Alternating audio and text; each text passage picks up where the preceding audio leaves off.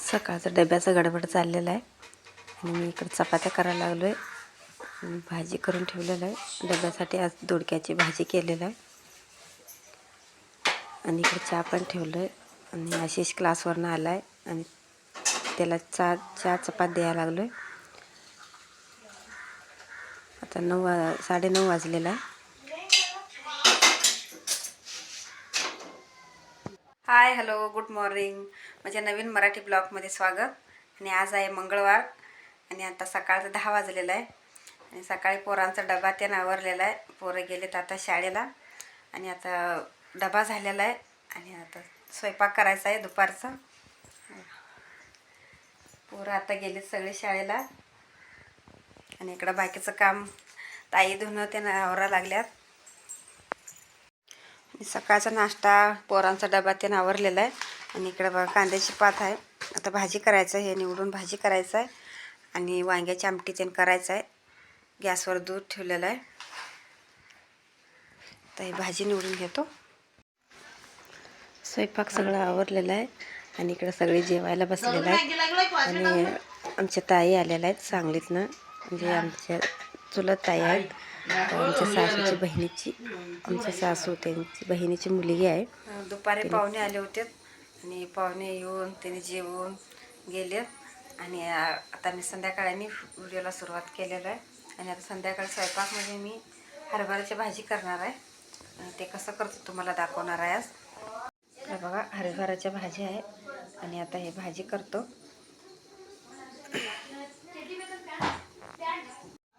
हरभऱ्याची भाजी धुवून स्वच्छ निवडून धुवून ठेवलेलं आहे आणि इकडं साहित्य बघा मिरच्या, लसूण, शेंगदाणे तेवढंच आहे साहित्य. शेंगा आता भाजून घेतो. भाजून घेऊन कूट करून घेतो ते. आणि मिरची आणि लसूणचं पण बारीक करून घेतो.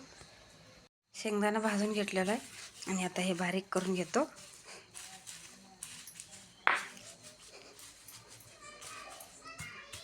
हे बारीक करून झाल्यावर मिरच्या आणि लसूण पण बारीक करून घेतो. इकडे बघा मी शेंगदाणे एवढं बारीक करून घेतलेलं आहे आणि जास्त बारीक पण करायचं नाही, जास्त मोठं पण नाही, मध्यम केलेलं आहे.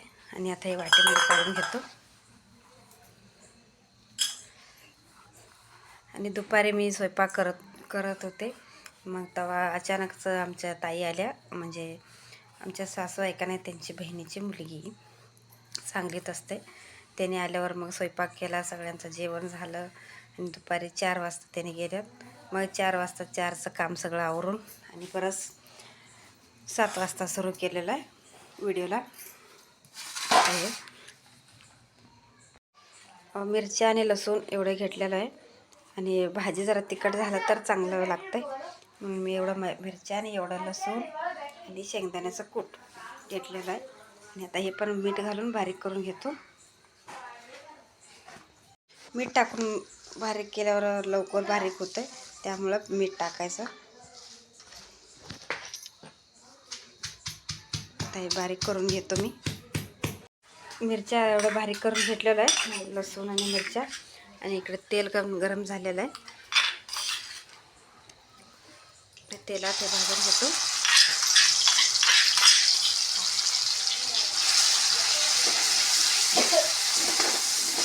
मिरच्या लसूण तेलामध्ये चांगलं भाजून घ्यायचं आहे. आता हे भाजलेलं आहे बघा लसूण आणि मिरच्या. आणि ह्यामध्ये जरासं हळद टाकतो.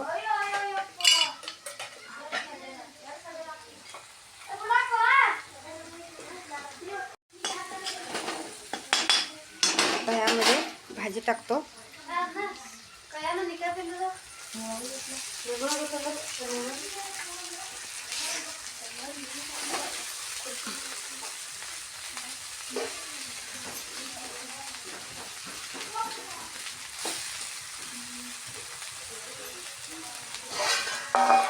आणि त्यामध्ये शेंगदाण्याचं कूट थोडंच टाकतो. हे सगळं मिक्स करून घेतो. मीठ नंतर टाकतो कारण मी चटणी आणि मिरच्या आणि लसूण बारीक करताना जर टाकलेलं. हे मिक्स करून घेतो. तर हे मिक्स करून घेतलेलं आहे सगळं. मी जरासं मीठ टाकतो.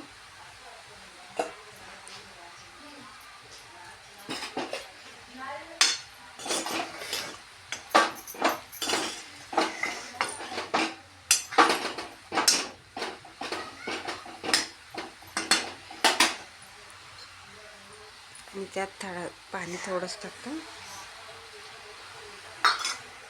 आणि त्यावर एक ताट 10-15 मिनटं ताट असू दे झाकून सोडतो. तयार झाले काय बघूया.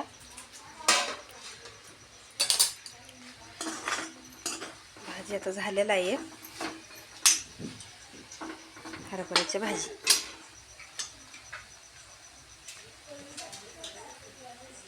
तयार झालेला आहे.